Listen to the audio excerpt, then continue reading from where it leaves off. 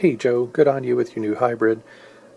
What I want to do here is just quickly run through the carrier level settings versus what kind of ALC deflection I'm getting. This is just to give you an idea of what the drive should look like. And if you could do that same test, just scroll up the bands and give us an idea of what your ALC deflection like. Is it the same on all bands and down a bit on 10 meters, or is it wildly different on other bands? Is it bad on all the bands? That's kind of what we need to know. Is it bad on all the bands? Is it a problem only on certain ones?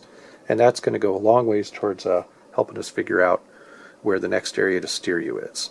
What I'm going to do, I've set my VFO for 275 because it'll just step us somewhere where I want to be in all our bands. Let me start off on 40 meters. I'm in tune because I don't really want to stress anything. Running into a dummy load, looking at ALC.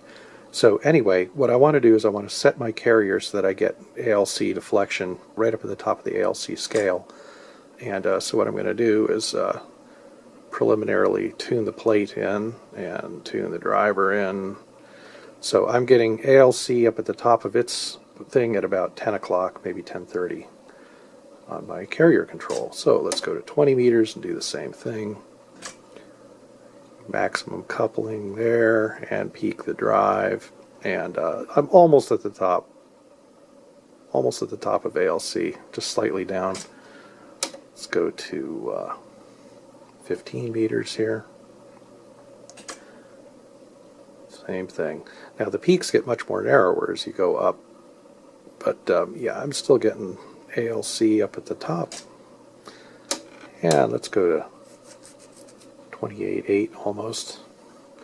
So on 10 meters I would expect to get less deflection. That's where the circuits just don't they don't make as much energy up here. And right, so I've got my ALC deflection about 2/3 of the way up, but I still haven't had to turn the carrier up.